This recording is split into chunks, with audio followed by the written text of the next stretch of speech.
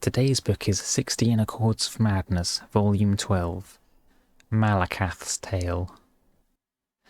In the days before the Orsinium's founding, the spurned orc folk were subjected to ostracism and persecutions even more numerous and harsh than their progeny are accustomed to in our own age. So it was that many champions of the Orsima travelled, enforcing what borders they could for the proliferation of their own people. Many of these champions are spoken of yet today, among them the Cursed Legion, Gromar the Hairless, and the noble Emeg Grokeira. This latter crusader would have certainly risen to legendary status throughout Tamriel, had he not been subject to the attention of certain Daedric princes. Emeg Grokeira was the bastard son of a young maiden who was killed in childbirth. He was raised by the shaman of his tribe, the Grillica Maug, in the peaks of what we now call the Normar Heights. Late in his 15th year, Emeg forged by hand an ornate suit of scaled armour, a rite of ascension among his tribe. On a blustery day he pounded the final rivet, and, draping a heavy cloak over the bulky mantle, Emeg set out from his village for the last time. Word of his exploits always returned home, whether defending merchant caravans from brigands or liberating enslaved beast folk. News of the noble orc crusader began to grace even the lips of Bretons, often with a tinge of fear. Less than 2 years after ascending to maturity, Grokeira was making camp when a thin voice called out from the thickening night. He was surprised to hear the language of his people spoken by a tongue that obviously did not belong to an orc. "Lord Keira," said the voice, "tales of your deeds have crossed the lips of many and have reached my ears." Peering into the murk, Emeg made out the silhouette of a cloaked figure, made wavy and ephemeral by the hazy campfire. From the voice alone he had thought the interloper an old hag, but now he decided that he was in the presence of a man of slight and lanky build, though he could discern no further detail. "Perhaps," the wary orc began, "but I seek no glory. Who are you?" Ignoring the question, the stranger continued, "Despite that, Orsima, glory finds you, and I bear a gift worthy of it." The visitor's cloak parted slightly, revealing nothing but faintly glinting buttons in the pale moonlight, and a bundle was withdrawn and tossed to the side of the fire between the two. Emeg cautiously removed the rags in which the object was swathed, and was dazzled to discover the item to be a wide, curved blade with ornately decorated handle. The weapon had heft, and Emeg realized on brandishing it that the elaborate pommel disguised the more practical purpose of balancing the considerable weight of the blade itself. It was nothing much to look at in its present condition, thought the orc, but once the tarnish was cleaned away and a few missing jewels were restored, it would indeed be a blade worthy of a champion 10 times his own worth. "Her name is Nebcresson," spoke the thin stranger, seeing the appreciation lighting Grokeira's face.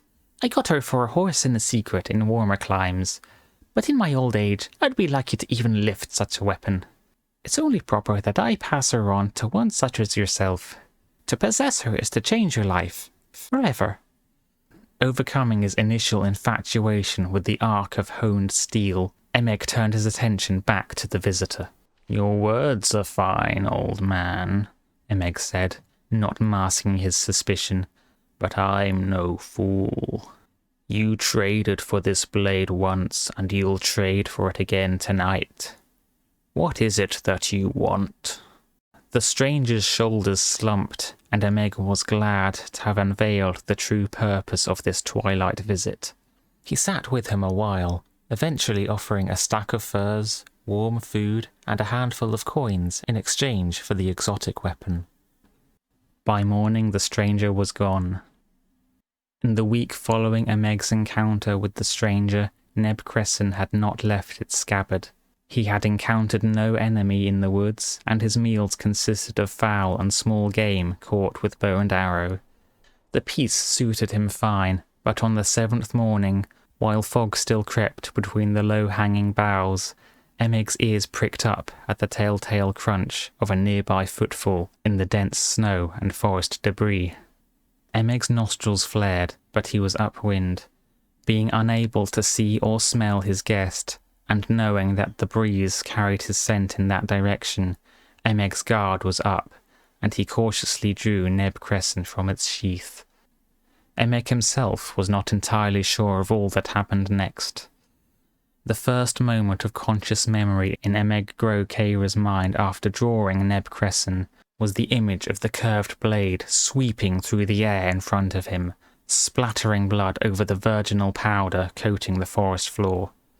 The second memory was a feeling of frenzied bloodlust creeping over him, but it was then that he saw for the first time his victim, an orc woman, perhaps a few years younger than himself, her body a canvas of grisly wounds, enough to kill a strong man 10 times over.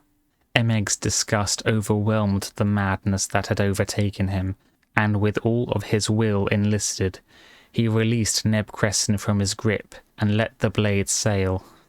With a discordant ringing it spun through the air and was buried in a snowdrift. Emeg fled the scene in shame and horror, drawing the hood of his cloak up to hide himself from the judging eyes of the rising sun. The scene where Emeg Grokeira had murdered one of his own kind was a macabre one. Below the neck, the body was flayed and mutilated almost beyond recognition, but the untouched face was frozen in a permanent expression of abject terror. It was here that Sheogorath performed certain rites that summoned Malacath, and the 2 Daedric lords held court in the presence of the disfigured corpse.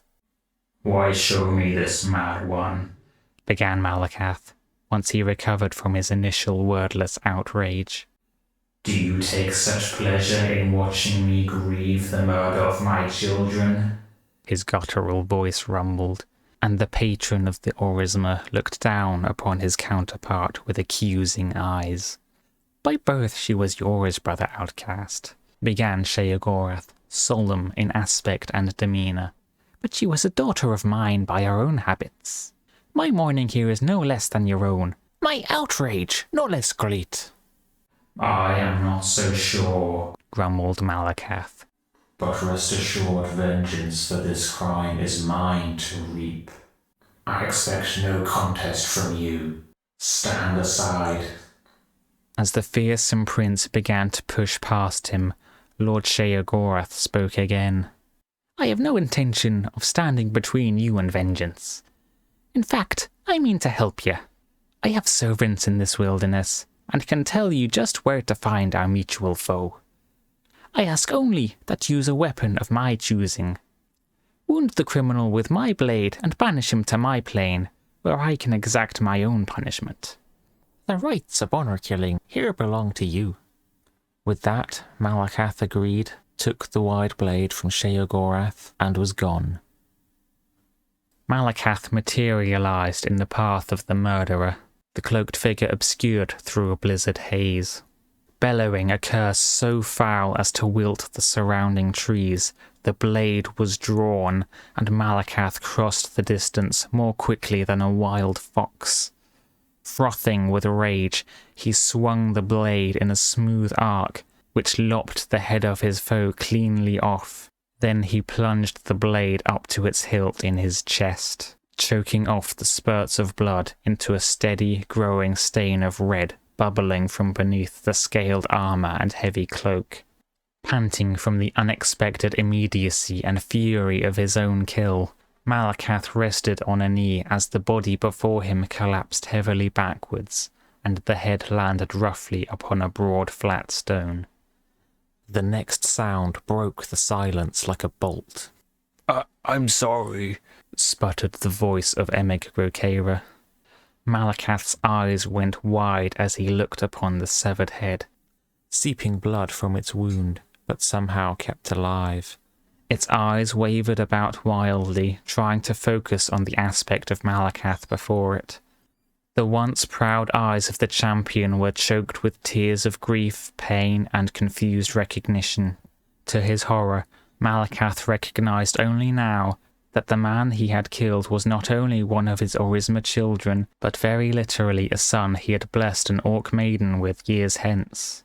For achingly long moments the two looked upon each other, despondent and shocked. Then, silent as oiled steel, Sheogorath strode into the clearing. He hefted Emeggrocaera's disembodied head and bundled it into a small grey sack. Sheogorath reclaimed Neb Crescent from the corpse and turned to walk away. Malacath began to stand, but kneeled again, knowing he had irreversibly damned his own offspring to the realm of Sheogorath, and mourned his failure as the sound of his son's hoarse pleas faded into the frozen horizon.